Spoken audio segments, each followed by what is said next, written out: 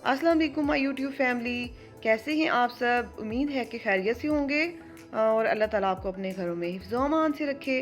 तो आज जो रेसिपी आपके साथ शेयर करने वाली हूँ उसका नाम है आटा पेड़ा। ये बहुत ही मज़ेदार और यूनिक रेसिपी है और ये बिल्कुल मिठाई की तरह बनती है। गर्मियों की बहुत बड़ी सौगात है। तो आइए टाइम वेस्ट किए बगैर इसको स्टार्ट करते हैं। बिस्मिल्लाहिर्रहमानिर्रहीम। सबसे पहले मैंने लिया है एक पैन और पैन जो है वो नॉन स्टिक लेना चाहिए। उसका तला जो है थोड़ा सा मोटा होना चाहिए।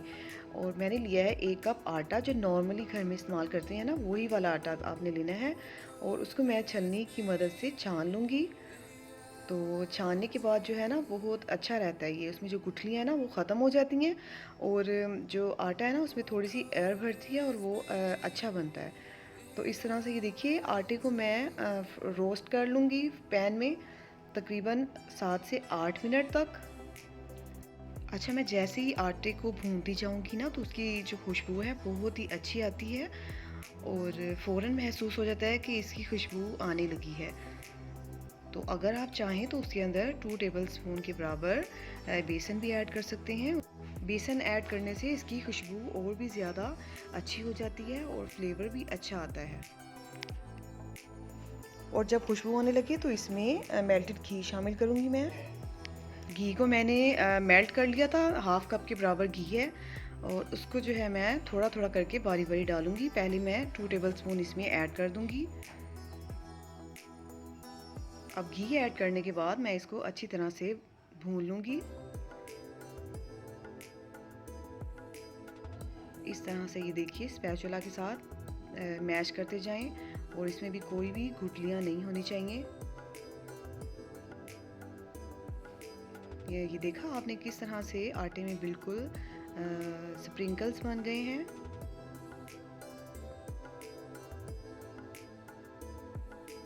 तकरीबन 6 से 7 मिनट हो चुकी हैं मुझे इसे भूनते हुए और इसकी कंसिस्टेंसी कुछ इस तरह से हो गई है।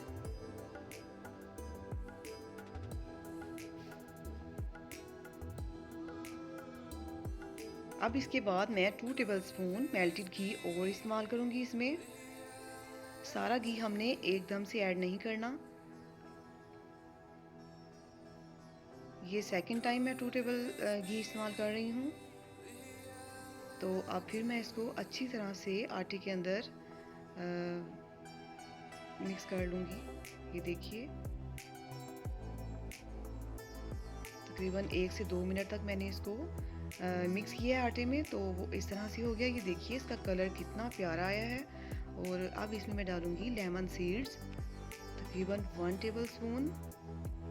इनकी तासीर ठंडी होती है और ये गर्मियों में जो है ना अच्छी रहती हैं। और इसके अंदर मैंने इलायची पाउडर शामिल किया है थोड़ा सा और 4 टेबलस्पून इसमें मैंने मिल्क पाउडर शामिल कर दिया। तो इसको हम अच्छी तरह से मिक्स कर लेंगे इसके अंदर। याद रखिएगा फ्लेम मैंने बंद कर दी थी। मिल्क पाउडर डालने से पहले, इलायची पाउडर डालने से पहले फ्लेम मैंने ऑफ कर दी थी। तो हमारा जो आटा है ना वो बिल्कुल थोड़ा सा गर्म है, बहुत ज़्यादा गर्म नहीं है।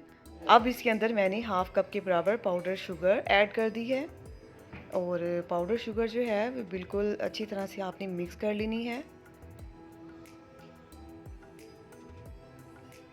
तो पाउडर शुगर डालने के बाद जो हमारा घी था ना बिल्कुल बचा हुआ 2 टेबलस्पून के करीब बच गया था घी, मैं वो इसमें शामिल कर दूंगी। तकरीबन टोटल हाफ़ कप घी इसमें जाएगा। तो ये देखिए चंद ही लम्हे बाद इसका घी जो है हल्का सा ऊपर आने लगा है और ये देखिए बिल्कुल एक स्मूथ सा डो तैयार हो गया है हमारे पेड़े का। तो ये देखिए मैं आपको क्लोज करके दिखाती हूँ। इसकी कंसिस्टेंसी इस तरह से हो गई है। तो बस अब ये पेड़े बनाने के लिए बिल्कुल रेडी है और अब मैं इसको आपको पेड़े बनाकर दिखाती हूँ।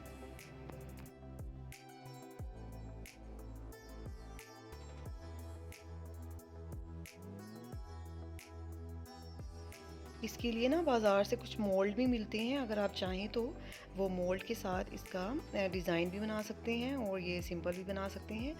आम रूटीन में ये इस तरह के ही बनाए जाते हैं, तो ये बहुत ही खूबसूरत लगते हैं। इसके अंदर आप थोड़े से नट्स भी डाल सकते हैं अपनी मर्ज़ी के मुताबिक। तो इस तरह से मैं ये देखिए बहुत ही आसानी से बन जाता है, कोई भी मुश्किल नहीं होती। और ये देखिए बारी बारी करके मैं सारे पेड़े बनाकर प्लेट में रखती जाऊंगी। आप इसको जो है अपनी मर्ज़ी के मुताबिक किसी भी तरह पेड़ा बना सकते हैं। इसके बहुत सारे जो है सांचे भी मिल जाते हैं बाज़ार से, आप उस तरह से भी बना सकते हैं। बस ये छोटा सा होल बीच में दरमियान में करना है उंगली की मदद से। तो इस तरह छोटे छोटे पेड़े करके सारे पेड़े बना लीजिए।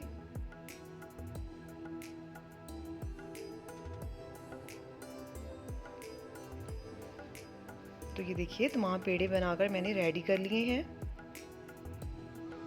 आप इसे एज़ इट इज़ भी सर्व कर सकते हैं और चाहें तो फ्रिज में भी रख सकते हैं। फ्रिज में जो है ये ज़्यादा दिन तक रह सकते हैं, और अगर आप ऐसे बाहर रखें तो 3-4 दिन तक आप इसे इस्तेमाल कर सकते हैं।